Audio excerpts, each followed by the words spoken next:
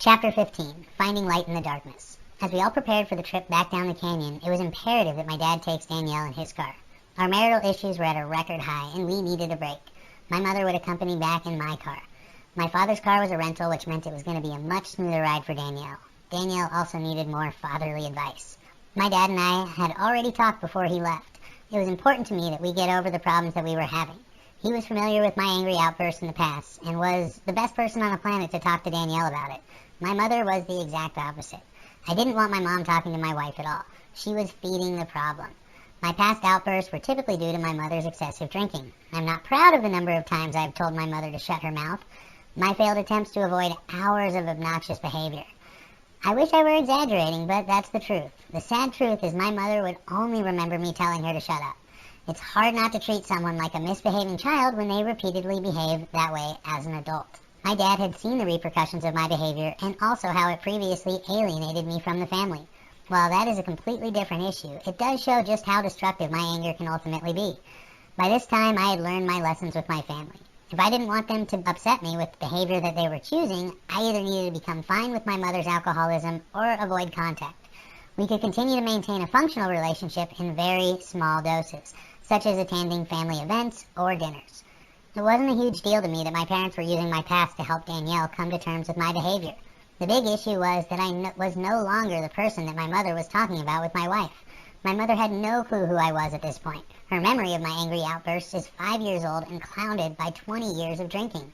To say her communication with my wife was troublesome would be an understatement. Thankfully, Danielle recognized my mother's behavior and quickly realized why I always said the things I did about her. It isn't that I don't love my mom. I love her very much, but I despise the person that alcohol has forced her to become. It is that person that I knew was very harmful to be in my wife's presence.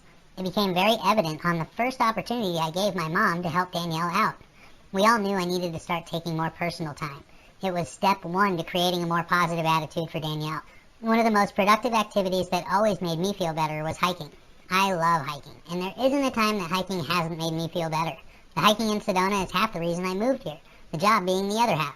Sedona is a perfect place for me, while having a creek nearby makes it almost heavenly. Since Danielle and I married, I'd only been hiking 2 or 3 times. I wasn't getting my usual release in nature. Now with some help from my parents, I would have the time to explore. While my dad ran errands, I decided to do a quick 2-hour adventure up the canyon. My mom was supposed to stay with Danielle so that I could take a break. A real break. A break without worries while knowing that my wife was in good hands. Well, that isn't how it went at all. Within about 45 minutes, I started receiving messages from my mom asking when I would return. Instantly, I had all the anxiety return. I texted my mother that it would be at least another 45 minutes. I had just arrived at a place to sit down and relax. It was perfect because I had water running on all sides of my huge rock. A brisk, sunny day complemented the scenery as the sun poured through the naked trees. I could have sat there for hours centering my mind. Despite being rushed to go home, there was a huge benefit I felt sitting there for a few minutes.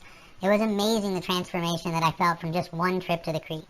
My former stronger self had returned, full of emotional strength and longing to fix the mistakes that had been occurring.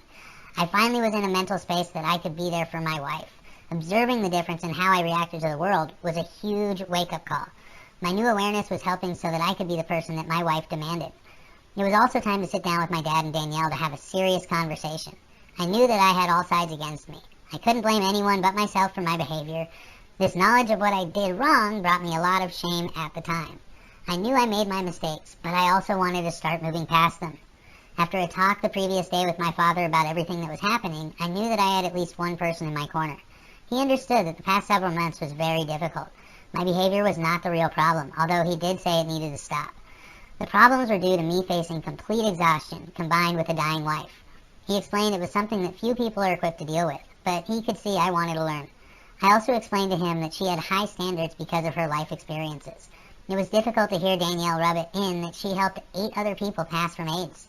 I wanted with all my heart to live up to those expectations. Expectations that I feel now might have been far too high for myself under the circumstances. Too much pride had blinded me to my shortcomings. I had faced impossible odds, but now with proper help, I had no more excuses. I had loved my wife so much, I would do anything to make her happy. I could no longer be a source of pain for my wife. It had become clear to me that I was mentally exhausted. Many of the problems I had were because I didn't have any help. I was alone in all of this for so long, and we needed to make some serious changes.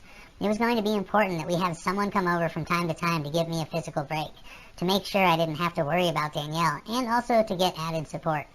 The other issue was keeping my emotional strength up, and there was a big conversation planned. It ended up being a couple of days before I had the big sit-down with Danielle and my father. I was finally feeling better since I additionally wasn't working. The additional free time was helping dramatically. Taking time for myself was not an issue like it was in the past. After a couple of days, I was finally back to normal. I wasn't irritable, I wasn't agitated, and I wasn't the problem that I had been building for the previous several months. I was me again, and I was ready to take a serious look at the problems. I will admit it wasn't an easy conversation to have with Danielle and my father. Both of them were just as tired as I was with the behavior. However, one of the first things that I believe shifted my perspective was when both my dad and Danielle said that I was an angry person. For so long, I couldn't imagine being an angry person. I was always happy and positive. No one in my life would classify me as angry except for maybe my family. That was the realization. I was unmistakably an angry person around my family. However, that was even a more recent development as I had a very charmed childhood. I was rarely angry growing up. Until I hit my early 20s, I was only angry maybe once a year. The rest of the time I was happy and having fun. For someone to call me an angry person, it would almost feel like they didn't know me at all. This time, though, I didn't hear it the same. It shot through me like an arrow. It shattered my world because I could see how angry I was. It was also true. I was filled with anger. I started thinking about all the topics that make my blood boil. The list included the mainstream medical establishment, my wife's family, GMOs, toxic beds, human trafficking, child abuse, and hundreds of other things that are wrong with our world.